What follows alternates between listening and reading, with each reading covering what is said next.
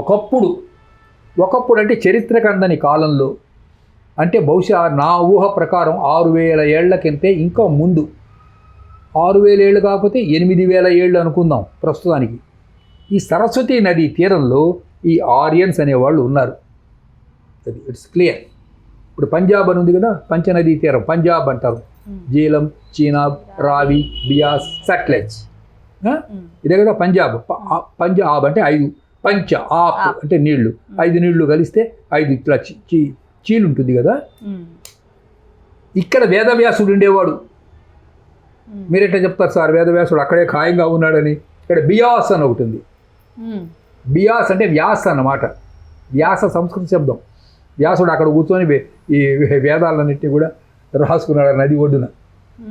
ఇక్కడ చాల్డియన్స్ అని ఒక జాతి ఉండేది పూర్వం. చాల్డియన్స్ అంటారు వాళ్ళు.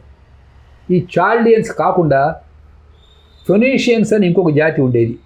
ఫెనీషియన్స్. ఈజిప్షియన్స్ అని ఇంకొక జాతి ఉండేది. ఈజిప్షియన్స్ ఇప్పుడు కూడా ఉంది. వీళ్ళ పిరమిడ్లు కట్టారు. తర్వాత గ్రీక్స్ అనేవాళ్ళు ఉన్నారు.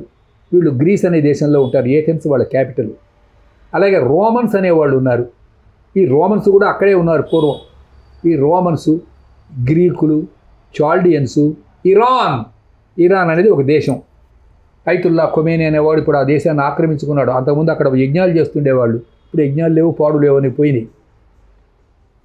ఇంకా పార్సీస్ అనేవాళ్ళు ఉన్నారు. పర్షియన్స్ అంటారు వీళ్ళని. పర్షియన్స్ వీళ్ళందరూ కూడా సరస్వతి నదీ తీరంలో ఉండేవాళ్ళు.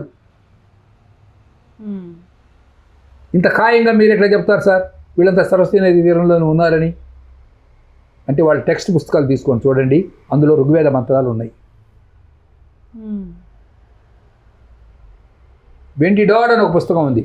ఆ పుస్తకం నా దగ్గర ఉంది. వెండి డాడ్ అంటే ఒరిజినల్ దాని ఇంగ్లీష్ ట్రాన్స్లేషన్ ఉంది. అలాగే చంద్ అవస్థ, జండవిస్తా అంటారు.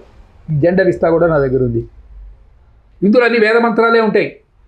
ఇరాక్ అని ఒక దేశం ఉంది. ఇరాక్ సద్దాం హుస్సేన్ అని పాపం చంపారు.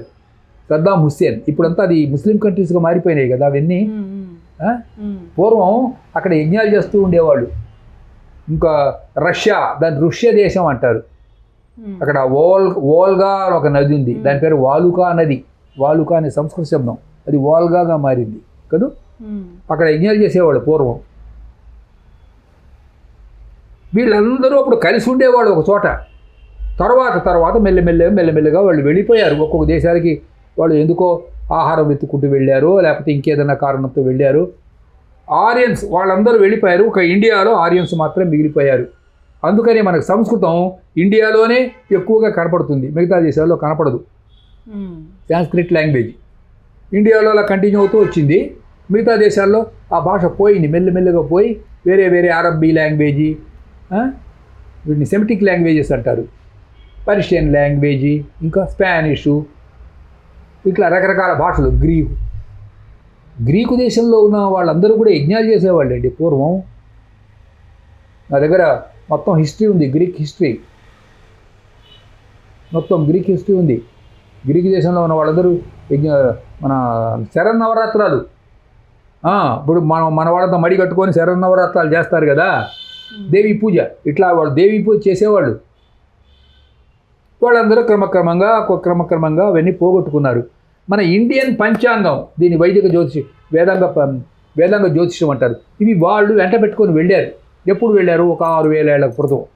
ఆ వెళ్ళిన తర్వాత జరిగినటువంటి పరిణామాలు వాళ్ళ పంచాంగాలలో లేవు. కానీ ఇండియన్ పంచాంగాల్లో ఇవాటి వరకు ఉన్న వరాహమిహిరుడు అనేవాడు వచ్చాడు. వాడు ఇండియన్ పంచాంగంలో ఇవాటి వరకు ఉన్నటువంటి దాన్ని కూడా అప్ టు డేట్ చేశాడు. అందుకనే ఈ అప్ టు డేట్ చేయబడ్డటువంటి కొత్త విషయాలు వాళ్ళ పంచాంగాలలో లేవు. అవి ఎప్పుడో 6000 ఏళ్ల క్రితం వాళ్ళు ఇక్కడి నుంచి వెళ్ళారు, మైగ్రేట్ అయినారే, అంతవరకే వాళ్ళ నాలెడ్జ్ ఆగిపోయింది. దిస్ ఈజ్ ఎవిడెంట్, ఇందులో ఏం అనుమానం లేదు. కాబట్టి ఈ రకంగా మన వైదిక సంస్కృతి ప్రపంచమంతా ఒకప్పుడు వ్యాపించి ఉండేది. అది క్రమక్రమంగా మిగతా దేశాలలో లుప్తమైపోయింది. They have lost their cultural tradition. Only in India it is intact.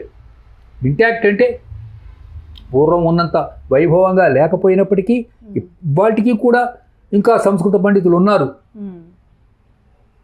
సంస్కృతం అయితే అర్థమవుతుంది. ట్రెడిషన్ కూడా వేద సంస్కృతి ఆ పద్ధతి ఇంకా ఇవాటికి కూడా మన దగ్గర అది కంటిన్యూ అవుతూనే వస్తూ ఉన్నది. ఇంకో ఎపిసోడ్తో మళ్ళీ మనం కలుద్దాం. నమస్కారం.